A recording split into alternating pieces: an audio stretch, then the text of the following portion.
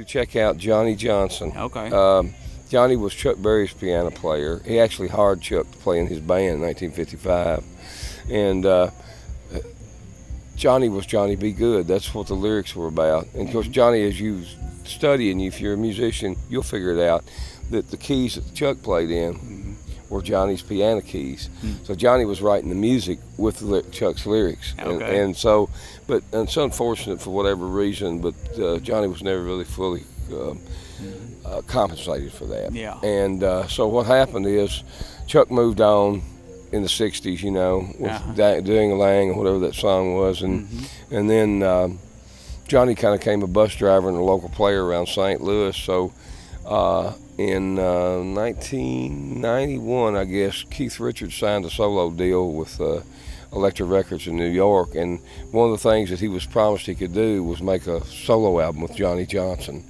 And if you remember, there was a movie out about that time called Hail, Hail, Rock and Roll. Okay. All right, that's Johnny playing piano in there. So Johnny, they asked Keith to do this movie on Chuck Berry's life and his music style, and he said, well, I'll do it under one circumstance, if we can find Johnnie Johnson and get him to play piano, because that's the way what really made Chuck tick. Okay. And that's true. Wow. And E.B. and all those guys. So what they did is Keith went to St. Louis, found Johnny driving a bus, said, come with me, Johnnie Johnson, we're going to make a movie. And so they made the movie, and then Keith made the album, and after that album was done, it was so successful that they wanted to make a second Johnnie Johnson solo record. Wow. And the Headhunters were fortunate enough to be chosen to do that. Wow. So Johnny flies in, we pick him up.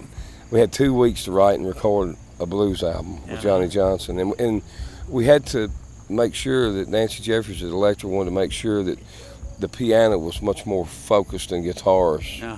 So it was very interesting because we're basically a guitar band. Yeah. So we had to hustle and write songs that had, you know, Billie Holiday influences and a lot of the early you know, jazz and blues influence of the 30s and 40s. Yeah. And so it was a very big challenge for us, but we pulled it off. And that year, it was I remember it was a great honor that Levon Helm picked his favorite album of the year in Rolling Stone. It was a Johnny record. And about 6 months after that, we got a call at the practice house one night, and it was Levon Helm. And he said, man, you ain't gonna believe this. We just cut that song, Back to Memphis, off y'all's album. And for us, that was like the Beatles had done one. Big deal. Yeah. But Helm's gonna be missed. A great treasure to us. I mean, Johnny, he's such a funny guy. We used to play blues benefits together, and so I'll tell you a great Levon story. I don't smoke marijuana. I mean, I never have. Maybe a couple joints in my life, and Levon loved it. And but he in the end he was eating chocolate brownies.